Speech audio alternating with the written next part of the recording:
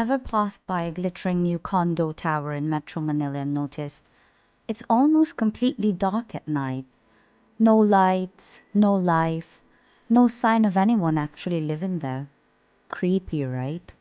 These are what many now call the ghost condos of the Philippines. Buildings that are technically sold but practically abandoned. So today, we're diving deep into a real estate mystery hiding in plain sight. What actually happens to units no one lives in?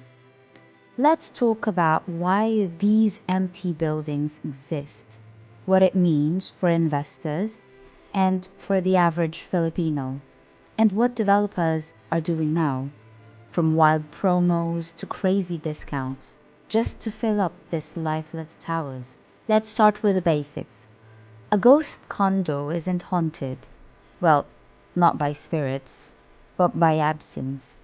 These are fully built, brand new condominiums, usually in prime Metro Manila locations like BGC, Makati, or Ortigas. And yet, they sit eerily quiet. Lights don't turn on at night. Lobbies echo with silence. Hallways feel like you're in a post-apocalyptic movie. So what's going on here? These units are often bought by investors who never intend to live in them, owned by overseas Filipino who use them as backup properties, or sometimes held by flippers who bought during pre-selling hoping to resell later to profit, but failed. The result? Condo units that are technically sold but completely empty. Entire floors with no tenants, no furniture, no activity, and it's becoming a visible problem. But how did this happen? First is the condo boom between 2010 to 2020. Metro Manila saw a condo construction explosion. Developers were racing to meet demand. Young professionals wanted modern housing. OFWs were sending remittances and buying property for the future. Foreign buyers wanted to cash in on Philippine growth. Add in the rise of Airbnb, boom. It looked like a win-win situation, but too many units, but not enough occupants. By 2023, reports started surfacing that tens of thousands of units were sitting vacant, and now in 2025, there are entire buildings. Yes, buildings, not just units where occupancy is less than 30%. But that means there's no community, no income, and worse, no return on investment. Why? Buyers are not end users. These aren't people who actually want to live in the units. They're speculators. Many bought 3 to 5 units just to flip them. Problem is, they all tried to resell or rent out at the same time. So, the market got flooded. And then came the renter's revenge. So when there's an oversupply, prices go down and renters win. Today, in 2025, a one-bedroom unit in BGC used to rent for 45,000 pesos per month in 2019. But now, many are going for 25,000 pesos per month or less and still sits vacant. Tenants now have leverage. They demand fully furnished units, all-in prices, free parking or no deal, and even then, landlords are desperate. Units go unrented for 6 to 12 months. That means zero cash flow for the owner.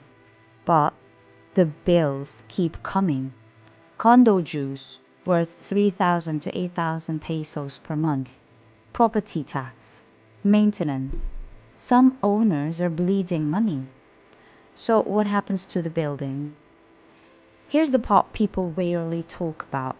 What happens to the actual building when it's only 20% occupied? Bad things, obviously.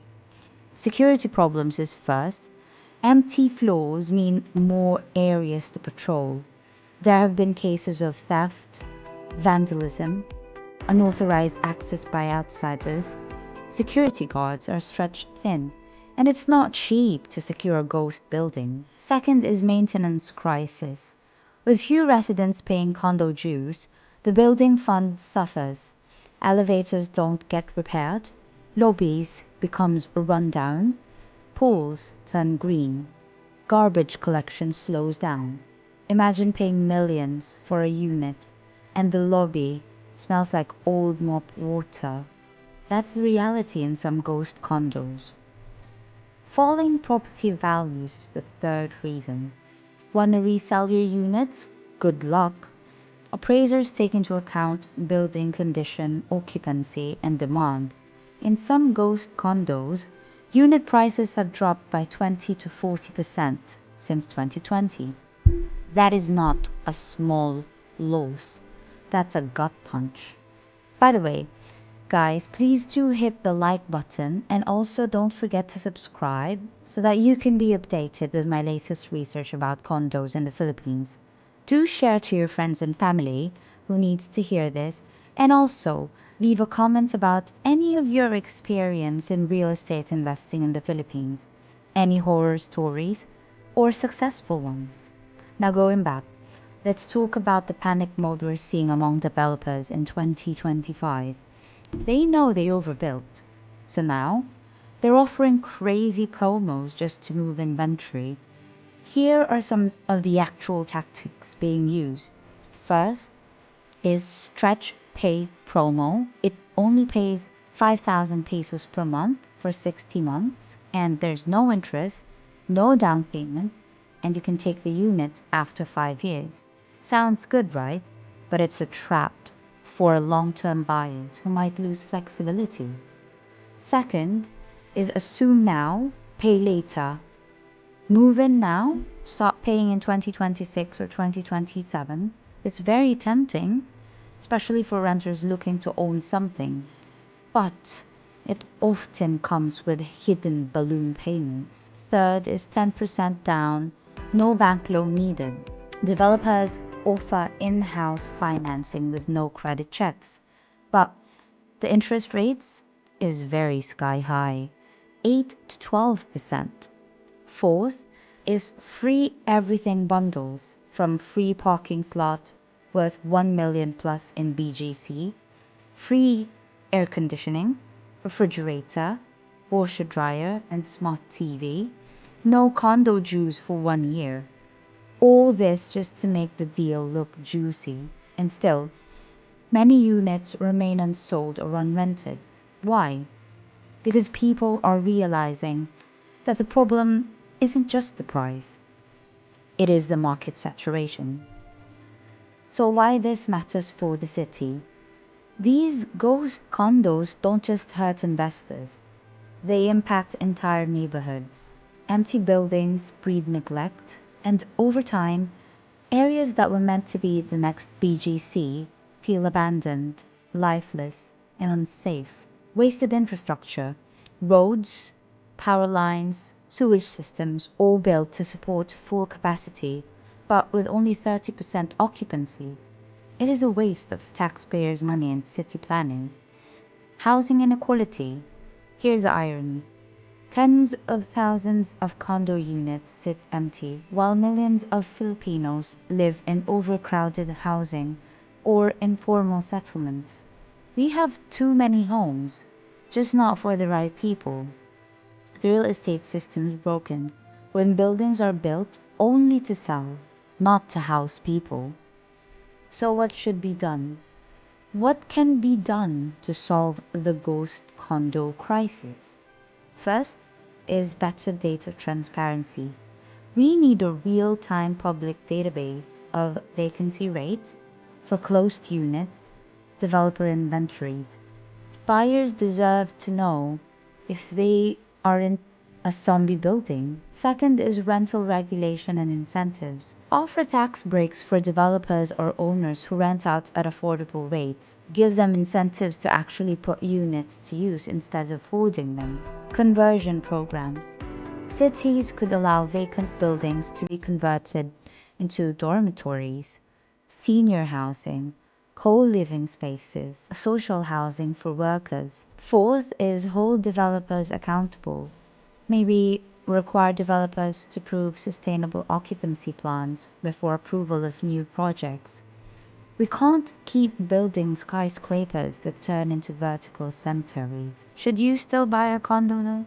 Alright, time for the million peso question. Should you still buy a condo in Metro Manila in 2025? The answer is it depends. Buy if you're planning to live in it long term. You got a huge discount. The building is already 80% occupied or more, and you trust the developer and the homeowners association is solid. Don't buy if you're hoping to flip it for fast profit. You think Airbnb will cover the mortgage. You're buying pre-selling units in saturated cities. The golden age of condo flipping in Manila is over. This is now a renter's market, not a flipper's playground.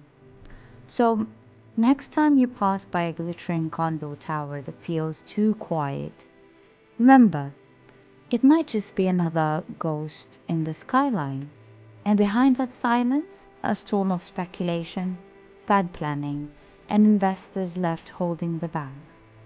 If you're thinking of buying a condo in Metro Manila, do your homework. Look past the fancy showrooms and Instagrammable lobbies and ask yourself, is this place alive? Until next time, see you in my next video. And just because it's new and shiny, it doesn't mean it's worth the price. So, good luck in your real estate investing and see you soon. Ciao!